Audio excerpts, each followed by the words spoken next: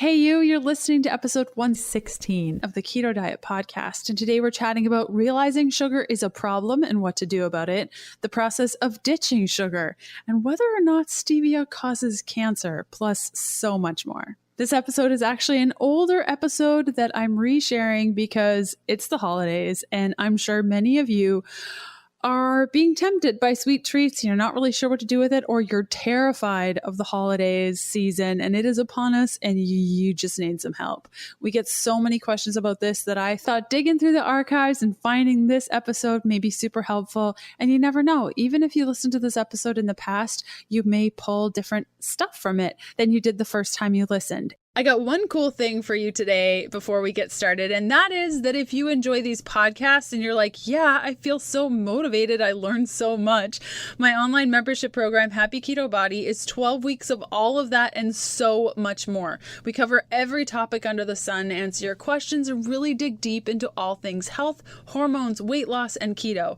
And if you don't already know, Happy Keto Body includes information, tips, and advice from Dr. Nina Lewis-Larson. She's a certified naturopathic doctor, and she shows up each week inside Happy Keto Body to share her expert advice. If that sounds like something you can get behind, then get ready because we're opening the doors for Happy Keto Body in just a couple of weeks.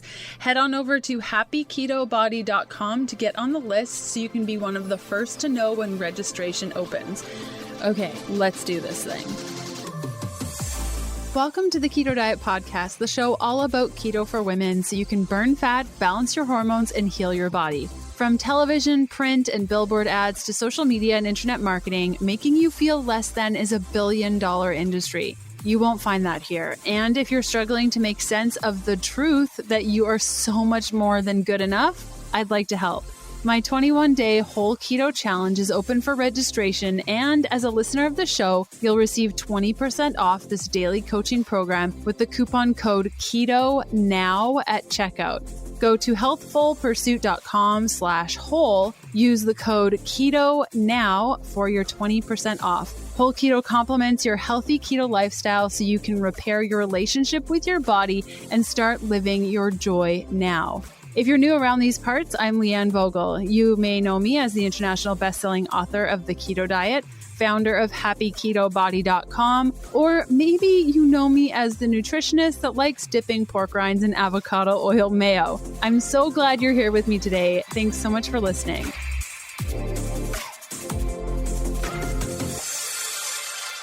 Today's podcast extra can be found at healthfulpursuit.com/podcast/E116.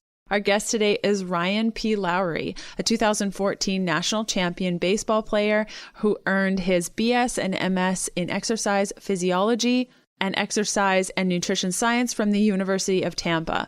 Ryan is currently the president of the Applied Science and Performance Institute and is completing his PhD in health and human performance at Concordia University. Over his career, Ryan has published over 100 papers, abstracts, and book chapters on human performance and sports nutrition, and is heavily focused on the impact of ketogenic diets and exogenous ketones on performance, cognitive function, and longevity. Ryan has received the Exercise Science Scholar of the Year Award, NSCA Award for Outstanding Presentation of the Year Award, and most recently, the National AAH PERD Exercise Science Major of the Year Award. Ryan and his business partner, Dr. Jacob Wilson, have launched their book, The Ketogenic Bible, which focuses on the science and practical application behind the ketogenic diet, exogenous ketones, and all of their potential applications. Today's interview is one of my favorites. Ryan is just such a fun guy to be around and to chat with. And he and I have a very similar relationship to sugar in that we really loved sugar. And we still deal with sugar cravings even now, and how we do that on a ketogenic diet and some tips and tricks for you guys. So without further ado, let's cut over to this interview. Hey Ryan, how's it going today? Hey Leanne, it's going amazing. How are you? I'm so good, and I'm really happy that you're back on the show with us today. Oh, thank you so much. I'm so happy to be on. I'm glad we were talking a little bit about travel. I'm so glad that you wrapped up your book stuff, and I'm glad to be back in Tampa, back in the saddle and rested and recovered. Yeah, it's so important. I missed home so badly, which is interesting because home is also traveling, but when you're traveling for work, it's just different than just being on the road traveling. It's just totally Exactly. different. Exactly. For listeners that may not be familiar with your work, why don't you start off by telling us a little bit about yourself if they missed our first episode? Yeah, for sure. So, my name's Ryan Lowery, and I am the president and co-founder of the Applied Science and Performance Institute here in Tampa. And a little bit of my background, we did a lot of research and work in academics. So I grew up an athlete, was always interested in athletics and human performance, but I always had this really a vast interest in not just athletes, but every person and how they can optimize their potential. I think everyone has a huge amount of potential, and we very rarely tap into it. And for me, it was a lot to deal with my family. I have a lot of family members who have autoimmune diseases, and overweight and obesity tends to run prevalent in my family. So my goal in life was, how do I find and optimize performance and different things for them and make sure that they're living their best lives, and then they can go on and help inspire other people. And I did my undergraduate and master's at the University of Tampa in exercise nutrition science. And then I co-founded and created the Applied Science and Performance Institute after I was done there with my business partner now, Dr. Jacob Wilson. And our ultimate mission and goal with ASPI is really to change lives through science and innovation. And we saw that in academics, that a lot of times when you have these scientists and you have these people publishing tons and tons of information and articles, it's unfortunate because the only other people that can understand them are other scientists and other academics. And if you really want to institute a change and make something effective in this world and help impact a lot of people, you have to make it understandable. And that's why I love your podcast. Absolutely love your book, because you take the science, you take a lot of this information and stuff that you've applied every day in your life, and now you relay it and make it understandable and digestible for everyone to take into their lives and utilize it. So it's an honor to be on here. Oh, thanks, Ryan. I'm blushing, and I feel the exact same way about you. Reading through your book and kind of piecing things together, you're so great at just hear all the facts made really, really easy for everyone to understand, and you can just make up your own decision. And that's something that I try to do as well, is like, let's just give the information to the people and they can decide what they want to do with it. Exactly. Empowering them with the Yes. tools that they can go and say, hey, you know what? I'm going to use this tool, this tool, this tool. I have this entire toolbox at my disposal, and I'm going to apply it whichever way is best for my life. Mm-hmm. So let's hone in on the tools, and specifically sugar, because it sounds like you and I had very, very similar upbringings with sugar. So why don't you start by telling us, how you grew up, your relationship with sugar, and how you kind of got to keto that way. Oh man. So I come from a very Italian family, and it was interesting. So growing up, we would have a lot of family functions, and dinner it'd be good, like it would be a nice home cooked meal, but what everyone would look forward to is the dessert. And my mom was, and she still is, the most incredible cook and baker. And so she loves baking cookies and sweets and cakes, and you name it, she would make it, especially around the holidays. And so I would eat a little dinner and then just like load up on all these desserts. So I had a huge sweet tooth. In fact, when I was in college, it was funny. A lot of my friends would get like care packages from their parents, and they'd get like food or gift cards to the grocery store. And my mom and dad would send me like 5-pound bags of Swedish fish. And I'd be like, yes, this is the best day ever, because I'd have so much candy because I just ate it all the time. And it literally, looking back on it, it really was like this addiction. It was this addiction to these sweets that just reinforced over and over again. And it was like I'd come back to my dorm room and take handfuls upon handfuls of Swedish fish and gummy worms and Starburst and all these different things just constantly throughout the day. And I didn't even realize at the time what I was doing to my body. Back to today's episode in a sec. Some people choose to do plant-based keto and others do carnivore-based keto. I'd like to think I'm somewhere in the middle, loving meat and plants. I thrive on the right kind of animal protein from healthy animals that get treated fairly, have happy lives on pasture, and are raised ethically. That's why I choose to eat grass-fed and finished beef, free-range chicken, and heritage-bred pork. I'm so happy I can get these options from ButcherBox, a meat subscription service I've used since 2016. Listeners of the show get $20 off your first order plus free bacon in your first box plus free shipping. Head on over to butcherbox.com/keto diet to get your instant savings. If you're unsure of the link, simply check out today's show notes for all the details. Okay, back to today's episode. That's so scary and something that I can relate to so heavily. My parents were really, really into healthy eating. And so my mom on Fridays, we'd have, I think it was like free treat Fridays, where she would let us pick one sugary treat that she'd hide in the house. But I mean, there are only so many places you can hide treats, and I always found them. And so then it became this like binge cycle of, I'm not allowed to have these sweets. I want to eat these sweets. So when I found them, I would eat all of them. And that started this really unhealthy relationship with sugar.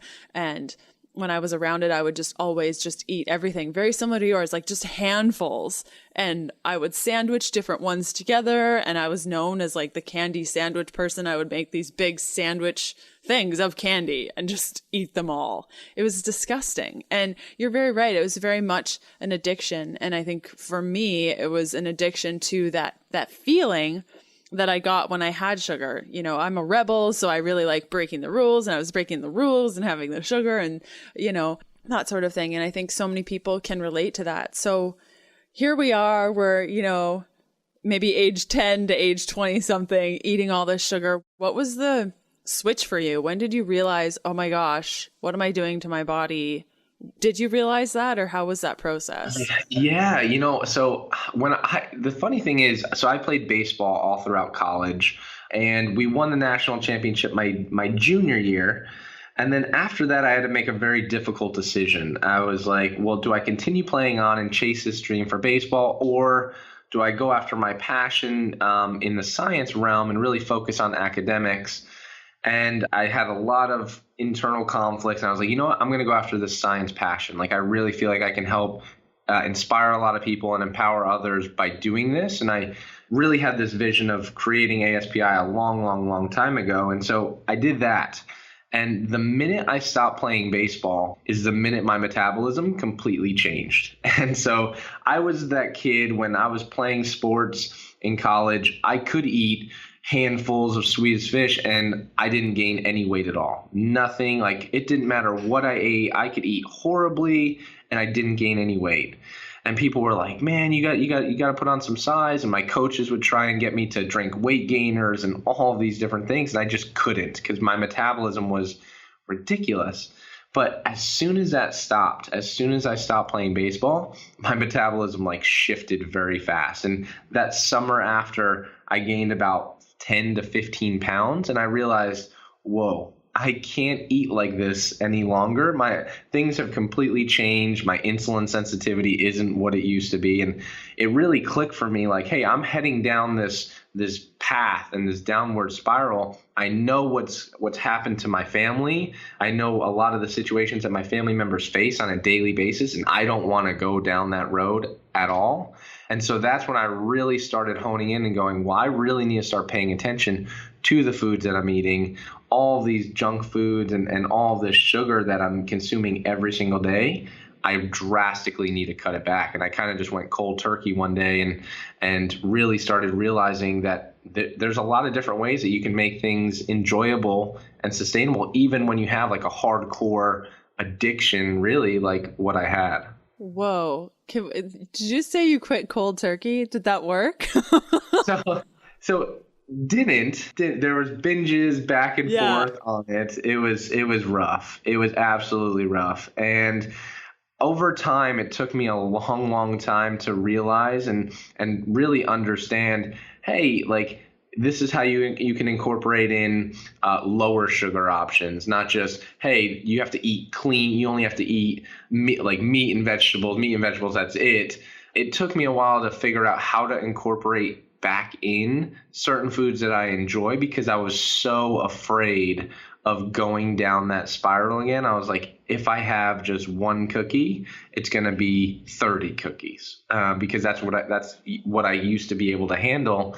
And it's taken me a while to really wrap my head and understand around that, how I can make these alternatives and really incorporate it into a healthy lifestyle, rather than this battle inside my head of, I'm just going down this rabbit hole of, I can't touch anything, versus I'm going to binge on everything. Yeah, I can relate to the binge piece. And I think for me, I would do the same thing. I'd be like, not eating sugar. And then I'd end up at the Dairy Queen takeout line. I don't even know what you call it. Drive-through. That's it. Drive-through, ordering like 3 blizzards and eating them all on my way home. And I'm allergic to dairy. And I would just be like, I just need all of the sugar. And it would be these binges that would happen. And I think for me, it was just finally realizing that food was just food. And it was neither good nor bad. I just chose not to eat sugar because it made me feel like garbage. That was sort of like the clicking moment. And you mentioned, going back and forth and binging and saying that you finally found something that worked. What were some of those things? Did you find that making more low sugar treats yourself worked, or allowing yourself to indulge once in a while, or kind of where did you find your happy place? Yeah, no, exactly. I think it's a combination of both. So I started experimenting more. Now I absolutely love baking and cooking, because I like coming up with different recipes, not only for myself, but I actually just got my mom and dad on keto finally. So for them, my mom was the same way. So she loves these little snacks and these little treats. And so for me, I was like, well, it's personal. Yes, for me, but also finding things that are sustainable for them. Like if there's a recipe like cookies or brownies or cheesecake or anything like that, I'm like, you know what? There's a way to make this where I don't have to use 3 cups of sugar, and I can still make it taste. I can make it keto. I can make it taste incredible and friendly. And for me, I look at it as ultimately it's like a science experiment. It's kind of like putting something together and saying, okay, well, that didn't work. That either tasted terrible Yeah. or you know what? It worked out. This is really good. I can have this once in a while, and I'm not going to binge on it, and I'm not going to be miserable about eating it and be like, oh, I feel terrible because I ate that, because it really is keto friendly in some regard. Yeah. What are your favorite keto foods that help satiate that sugar kind of sweet tooth? Because I know that I don't know if I will ever not have a sweet tooth. It's definitely so much better, but I still, if I had a choice between salty or sweet, I would choose sweet every time.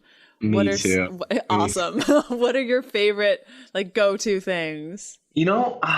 Cookies, definitely. So cookies are a big thing for me. I grew up eating those chewy, soft Chips Ahoy cookies. Oh my gosh, me too. Oh my gosh, those things were every day I go through. People would say, oh, I'll just have 1 or 2. I'd eat a sleeve every single night.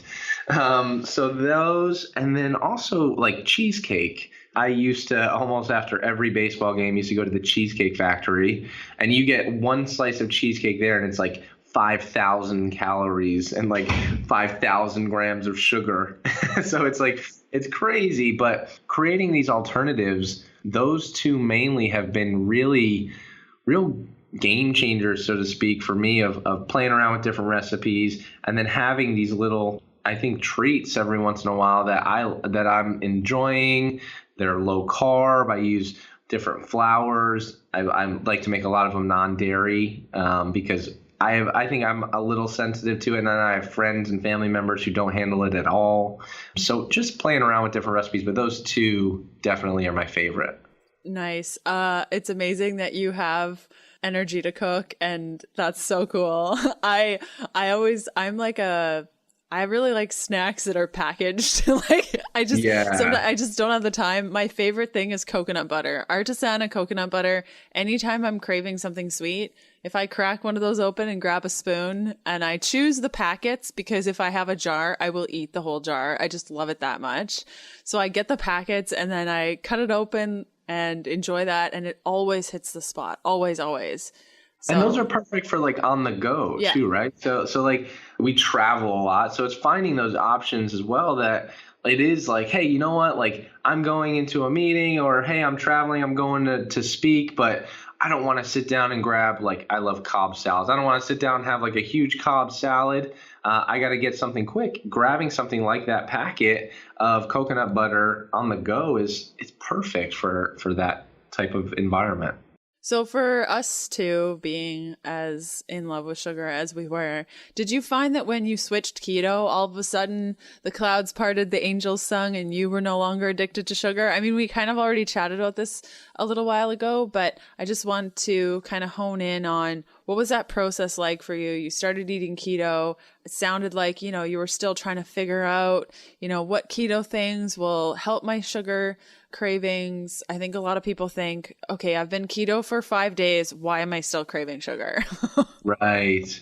So my first experience, I think we talked about this a little bit last time, but my first experience, because I had such intense sugar cravings, the first time I went keto, I'm like, great, this is awesome. I'm going to try and do this and have sweets for every single meal. And the first, I would create something called keto mousse. And it was basically like dark, unsweetened chocolate. It was heavy cream. It was coconut oil and like some sweeteners inside of it and protein powder. And I had that like 5 times a day. And it was the worst experience I've ever had. I went into it and we were talking with like Dom D'Agostino at the time. And I said, Dom, I said, this keto thing, I was like, I feel horrible. Like, this is awful. I'm craving foods. I'm eating like 6 times a day. And it was terrible, but it was because I tried to make it like so sweet all the time. It was the only thing I knew. I was probably never adapting. I was having so much cream. It was just awful. And so I eventually went back to the drawing board and was like, how do I really rewire this? And I started eating more whole foods, incorporating in things like that, and then started cooking and baking on my own. And soon I realized, I was like, wow, my sugar cravings definitely went down. They absolutely did. But then there's always those times, like you had mentioned, I'm still always going to have cravings for sugar. I'm still going to always walk into a mall or down or somewhere and smell cookies and be like, oh my gosh, like I wish I had cookies right now.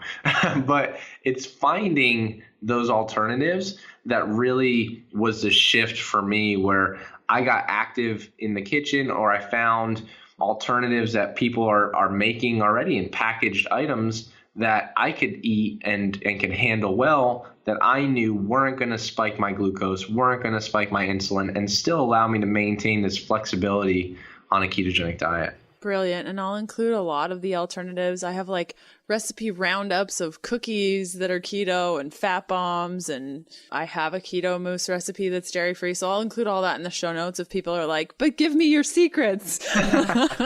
Awesome. So people can check those out. And how do you feel about fruit? Do you still incorporate that into keto at all, or do you avoid it? Let's talk about fruit. Yeah, so here, I was the worst eater growing up. So I feel like everyone's gonna be like, wow, this guy is terrible. Like, I'm right there with you, dude. So this is how bad it was. Up until freshman year of high school, the only thing I ate for, like, my mom would pack me for school lunch every single day is cereal and milk. And it was all like, I would eat either like Lucky Charms or Fruity Pebble, like anything that was cereal, I ate mainly for all of my meals. And so me growing up eating fruit like wasn't a thing. It was a texture thing. I didn't like it. If it wasn't cereal or like McDonald's or Wendy's, there was a very good chance that I wasn't eating it. So God bless my mom and dad for dealing with me during that time and just handling all of that. But fruit, I've tried to actively start incorporating it more so now that I'm really fat adapted, since I've been living this lifestyle for so long. I definitely realize a lot of the benefits of certain fruits. So now that my palate kind of has changed, I eat a lot of vegetables now, whereas before I never did. With fruit, it's kind of the same thing. I'm trying to incorporate in, well, obviously we know that avocado technically is a fruit. So I like trying to incorporating in that. But stuff like berries, like frozen berries, I try and incorporate those more now than I ever have in the past. But that's really the only fruit that I try and incorporate in. Sometimes I'll do like a shake. I'll make like a little shake with some unsweetened almond milk, some MCTs, protein, and I'll try and throw some berries in there, some frozen berries. But that's really the extent of the fruit that I really incorporate in. Yeah, same with me. Would you consider a plantain a fruit? Is that technically a fruit too? Because That's a good question. I really like plantains for my carb ups. Yeah, no, those are good. Those are really good. They're so good. Like the green ones, not the really, really ripe sugary ones, which is crazy because 10 years ago, I loved the sugary plantain. So I think, our conversation around that process, I think a lot of people, are eating the way that we did, Swedish fish and going to McDonald's. And I knew exactly when cheeseburger day was. I couldn't even, maybe it was Thursdays at McDonald's. I don't remember, but I would get that in a Fruitopia and I would have that every Thursday. And, that was maybe 18 years ago now. And it's taken me, this long to get here. So I think a lot of people, hear podcasts of keto people and they're like, I have all my stuff together and I don't crave sugar anymore and all of these promises. And they try it for 5 days and they're wondering why they're not experiencing that. It's a process. And it sounds like that process is still something that you experience every day. If you smell cookies, you're like, I want a cookie. Exactly. And that's not keto. And then your solution is really just breathing through that until you can get home and make a cookie? Or what do you do if you're, I don't know, at the mall and you smell a cookie and you're like, oh, now I'm hungry and I want cookies? What do you do in that instance? That's a good question. Usually, I have a good tolerance now where I can fight through it. And, the amazing thing is this. I've come to a point now where like I can walk in a mall or even in a candy store and say I'm with like friends and they're like, hey, let's go in here. And I really in my head can now rationalize it. And I'll walk into say a cookie store and be like, you know what, this smells great. This is incredible. But I have alternatives that I make that literally in my mind now, I think they taste just as good. And I'm like, well, I don't want to have to, I know the consequence of I'm going to be beating myself up over this and being like, this is terrible. Why did you have like 18 cookies from the store when you could have just came home and had one of your keto-friendly ones or had one of the prepackaged options that are out there on the market now? It's like, I can now have that control because it's been such a process over time where I'm like, it's not worth it. It's not worth it for me to go into this store and binge and indulge, where I know I can just get home. I'll be home in 15 minutes and I'll have one when I'm there. And who knows, by the time I get home, I might not even want one anymore. By then I might be onto something else. Yeah, I think that's really important. And just taking a step back, I do the same thing. It's like, yeah, those cookies smell really good. It's easier for me because I'm allergic to gluten and dairy. So I can't just be like, I'll just eat the cookies. So that's definitely an extra layer of, I would say, like protection against those sort of instances. But you're totally right. You smell the cookies, you're like, I want the cookies. And then you're kind of thinking, okay, so if I ate those cookies, what would happen? Well, I would feel like garbage. My mind would be all muddled for 3 days. My stomach would hurt a whole bunch.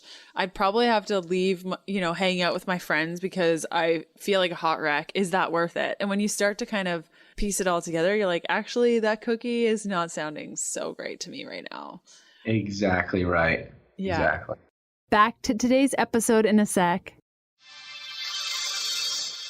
Did you know it's possible to enjoy a glass or two of wine and stay in ketosis? Yeah, that's right. Dry Farm Wines is the first wine club that sources wines with 0 sugar, so you can drink your wine and not compromise your ketones. Plus, Dry Farm Wines curates only the highest quality natural wines from small, sustainable family farms. Their wines are organic, dry farmed, and naturally low in alcohol with 0 additives and 0 carbs. Listeners of the podcast can add an extra bottle of wine to their first Dry Farm Wines order for just $1. one penny. Sign up for your first case now by going to healthfulpursuit.com/wine. Unsure of the link? Simply check out the show notes of today's episode to get all the details.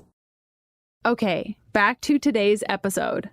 Let's science it a little bit and talk about artificial sweeteners. And that could include keto sweeteners. What are your thoughts on sweeteners? Which is your favorite? There's a lot of people talking right now about how stevia gives you cancer. Let's chat about sweeteners. Yeah, this is a big topic in the keto world. Definitely a big topic because everyone's trying to make alternatives. And now you're seeing so many products and companies launch with different things that have all of these different sweeteners inside of them. One of the things that first, I think addressing like sugar alcohols is something that is very popular. And originally, if you go to any store, you go to like your local grocery store and you see all these sugar-free options, these candies, be very careful, be extremely, extremely careful with them because a lot of them use sugar alcohol like sorbitol or maltitol. And not only do these sugar alcohols have a glucose response, so like maltitol, you actually get a glucose response, but it will absolutely destroy your stomach. Like if you've ever been in like, oh, hey, you know what, I'm going to go to the movies with my friends. Oh my gosh, me too. And I've done this. I'm like, I'm going to go to the movies. I was like, I'm going to go grab the sugar-free peanut butter cups over there. And then it's like, okay, I'm looking on the back of the package. It says 27 grams of carbs, but 26 of them are sugar alcohols. I'm like, oh, okay, so one net carb, right? That's what they tell you. You just subtract it out. And next thing you know, I'm sitting in the movie theater and I'm like, my stomach's just like I'm like, oh my gosh, what is happening in there? And it's just the worst experience ever. So just be very, very careful of those. Yeah, I did the same thing with licorice at a movie with my mom. I was probably like 23 trying to like figure out the whole sugar thing. And I went to this superstore. I got some of that sugar-free licorice and I got through half the pack and then I missed the rest of the movie. So I was like, not right. Okay, so note on those for sure. I avoid those like the plague. Yes, but there's one sugar alcohol that is really, it's like keto friendly. It doesn't have a glucose response. It doesn't have very big impact on your GI for most people, and that's erythritol. And you're seeing that a lot more in different products. Different products are starting to utilize it. It does have like a cooling sensation, so it feels like you kind of had like a little mint in the back end of your throat. But one of my favorite sweeteners that I use for baking purposes when I'm doing all these different things is I use something called Swerve. And it's like a combination of erythritol, oligosaccharides, and just some natural flavoring. And it blends very easily for baking. It's got very low glycemic index, virtually zero. So it's not really having an effect on glucose. And people can tolerate it really well. And a word of caution for people with erythritol. If you're sensitive to corn, like really allergic to corn, or you're like super hardcore with like avoiding grains, I'm pretty sure erythritol is not going to be good for you. Yeah, so there's a lot of that, and be very, very careful with where you're getting any of these things from, because a lot of them do source them from like the corn, and so people, like you said, that are very sensitive, I would avoid it like the plague as well. Like if you're sensitive like that, be very careful with that and stick with some of the more natural things. Like a stevia or something like that. Brilliant. And also I learned I have a birch allergy and I've known this forever. And I didn't know that xylitol was sourced from birch and that I would even react to it. And every time I'd have, like my sugar-free mints or things like that, it had xylitol and then my throat would get all weird and my mouth would get itchy. And I'm like, what is going on? Yeah, it's because it's sourced from birch. So note for that too. And what are your thoughts on monk fruit? Do you use it? Do you like it? Do you hate it? Let's talk. Yeah, so I like monk fruit. The challenge with monk fruit is, and this is another thing that people just need to be careful of and make sure that they're getting it from the right source, is that monk fruit, it ultimately comes from the fruit. It's an extract from that, but there can be a lot of contaminants with some of the like cheaper versions that you find like online or on like your just like an Amazon. So there's a lot of things that can come along with monk fruit. Like we've tested it out. We've tested out different monk fruits, and you'll see like different strains and certain bacteria that shouldn't be in there that are in a lot of the monk fruits just because it hasn't been extracted properly. So making sure you're getting a good source. It's a great sweetener. A lot of people like it for its sweetness, is a really good profile. But as long as you're getting a high quality source, I think people that enjoy it can definitely utilize it. I had no idea about that. So that's a really good tip. Thank you so much. Do you have a favorite like brand that you use for monk fruit that you know is safe? I don't have one I use all the time. It's really just the thing I look at is sometimes, and this is a challenge with anything, it's like usually if it's super, super cheap, there's a reason why it's super, super cheap. But that doesn't mean because something's really expensive that it's better by any means. It's just kind of just doing the research, finding out like, hey, what's your extraction process like? Like, is it what do you guys utilize? What do you guys do? And I tend to stay away from it a lot myself, just because there's very few that I would probably trust.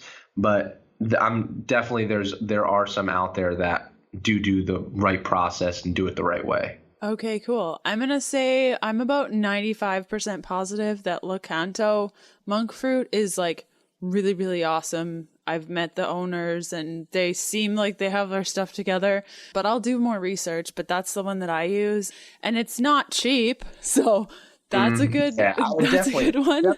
Companies like that you know that are out there, number one, and that are educating about their monk fruit or about just any sweetener in general that they have, like companies that are willing to go out there and provide that education, you know, they're probably doing the right thing. Yeah, I love that. And thoughts on the whole stevia cancer thing? Do you have any thoughts on that? Yeah, I mean, with stevia, I mean, people are always going to say it doesn't matter if it's artificial sweeteners, if it's stevia, if it's anything, there's always going to be this correlational research that people will probably pull at some level going, well, people that tend to take in stevia tend to have higher rates of cancer.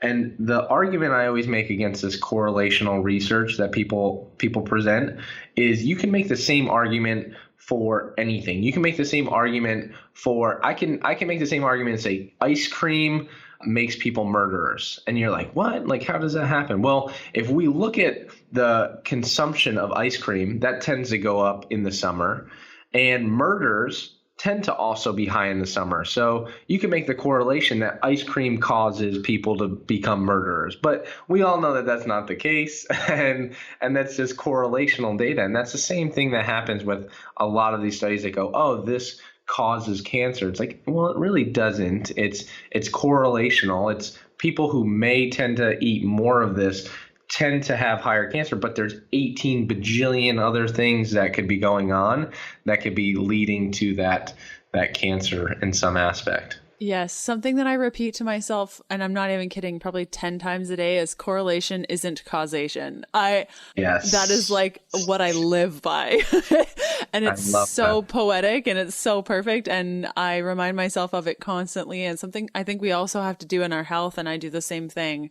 Just because one thing happened doesn't mean that it was caused by this. There's so many variables, even when it comes to your own health, that you need to think of.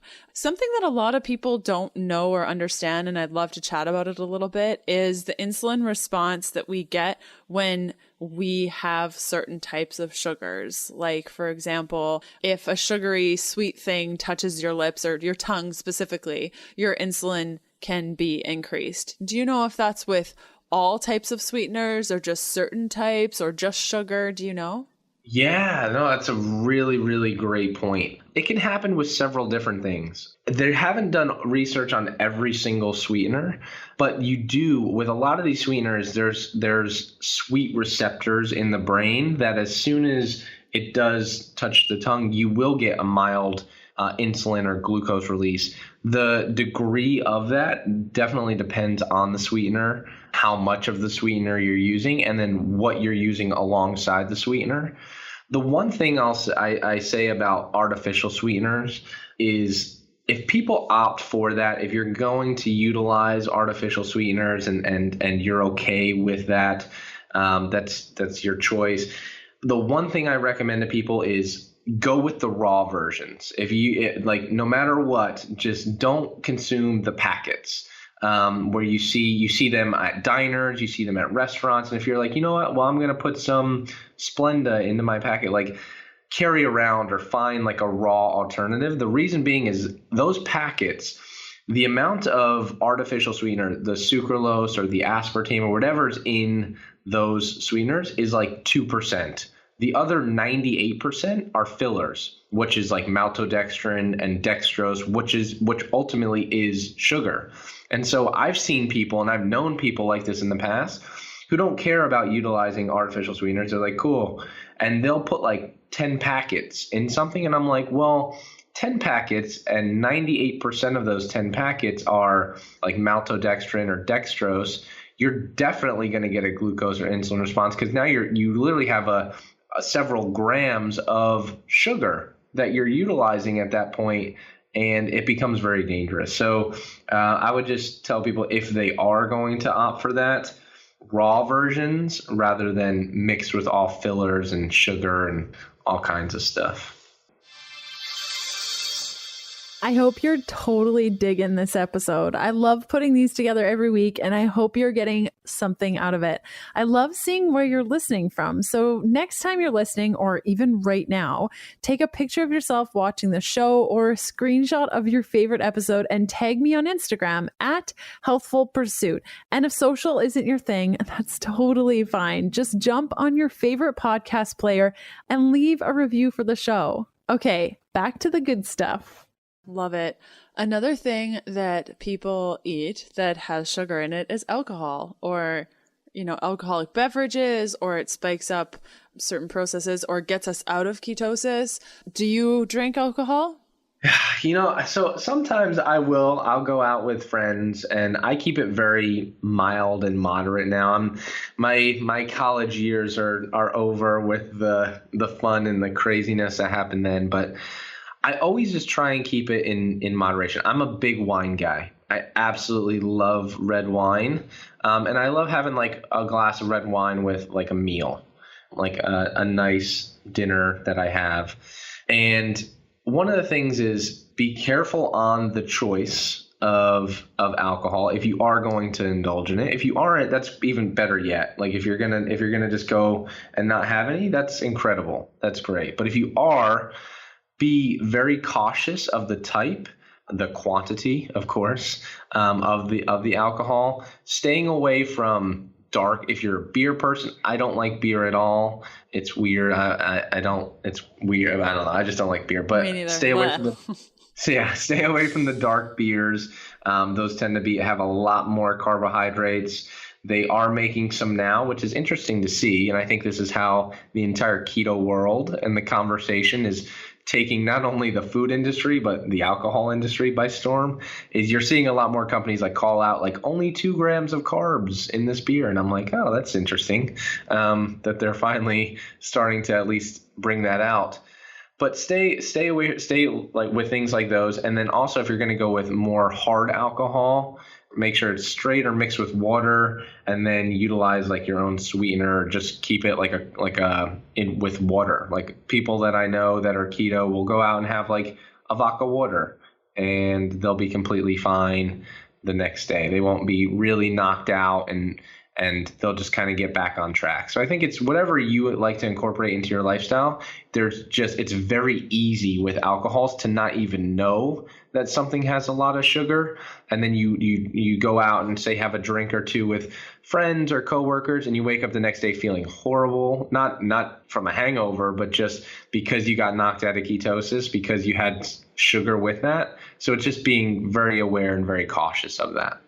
Yeah, brilliant. And some thoughts on that. Have you heard of dry farm wines?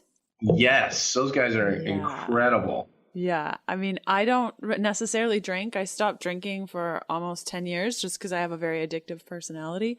And I just started drinking-ish again. But I'm of the thought, like, maybe if I'm out and I really, really feel like a drink, like when we were moving, I had a cider, like because I just needed a cider. But I think what can oftentimes happen, and I see this a lot, is that people have a drinking habit. And when they go keto, they drink and they find the okay wines, but they're still drinking and maybe they're plateauing and they're not feeling good. And they're like, I'm sure it's the wine, but I can't stop.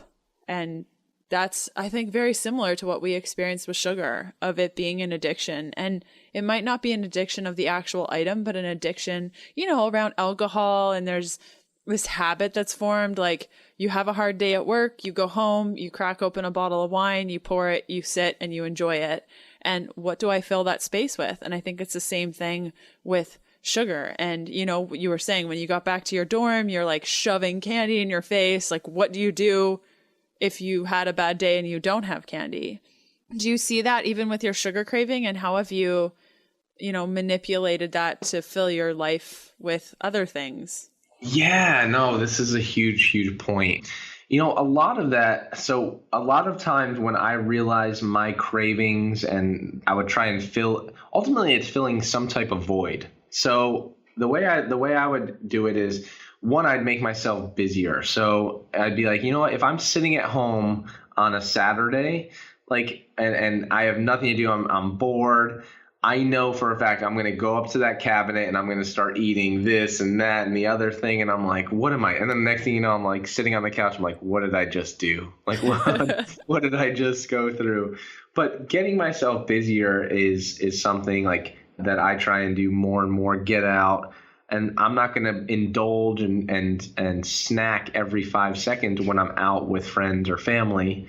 And the other thing that's made a huge impact for me is I've always been active, but exercising more, even not if it's like, oh, I have to go to the gym and work out, but something I love doing now is just taking walks, like take a walk and listen to your podcast, or take a walk and listen to a new TED Talk that just came out. Like, not only am I learning, but it's like I'm getting out, I'm moving, and then when I get back home, have to, like, that craving, identifying it and coming to terms with it, it's likely gone at that point. And I'm like, wow, like I could have just indulged and beat myself up about it for the next couple of days because of the damage that I just did, or I just took a quick walk, 10 to 15 minutes out of my day, learned something on a podcast or something like that, and that craving's gone by the time I got home. Yeah, it's like getting yourself out of that spiral and neutralizing the situation. I do the exact same thing. I actually,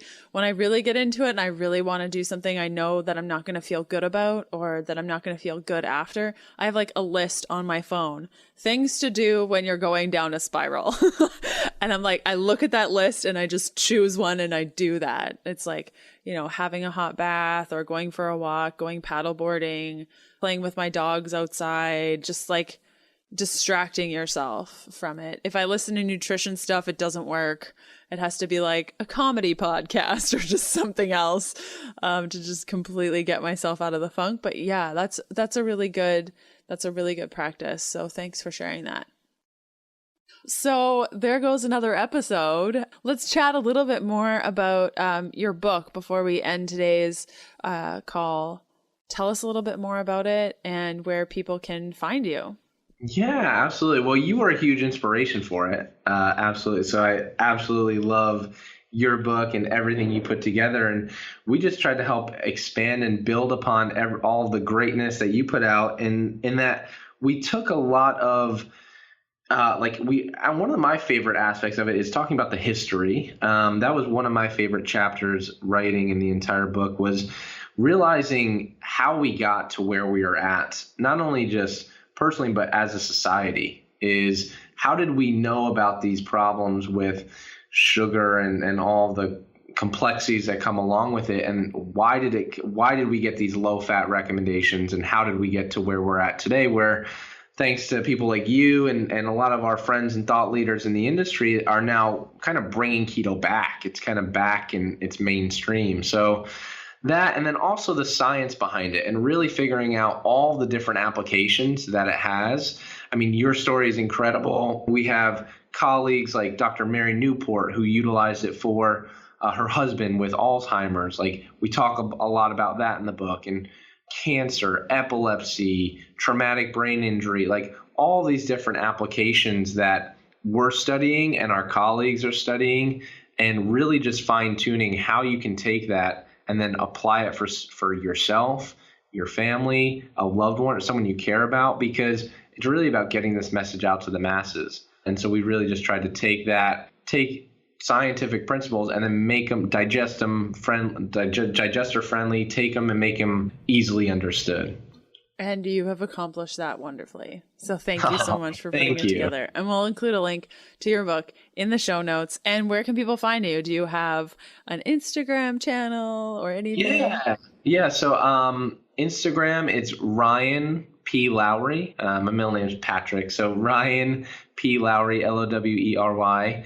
And on Facebook, just Ryan Lowery. And one of the amazing things that I love, I think we had connected on Instagram as well, is this community is so incredible. I love interacting, talking, answering with people. It's the fuel. It's what gets us up. Yeah, I know you're the same way. It's what gets us up early in the morning. It's what keeps us up late, is hearing stories, helping people live out their mission, not only for themselves, but the people that they're trying to help and inspire. So interact, reach out, anything that I could do to help, I'm more than happy to do. Yes, it's so true. I follow over 5,000 people on Instagram, and I actually enjoy following all of those people, and they're all keto, and I just love interacting with them. So I think that's so true. And I really appreciate all the work you're doing in the field of keto and nutrition. We'll make sure to include all of the recipes and sweeteners and things that we chatted about in today's episode, so you can get it all in one place. And thanks again for coming on the show, Ryan. Oh, thank you, Leanne. It was an honor. Thanks again to Ryan for sharing his wealth of knowledge. I always enjoy chatting with him. So that's it for today, and I hope you take some time to enjoy the last bits of 2018.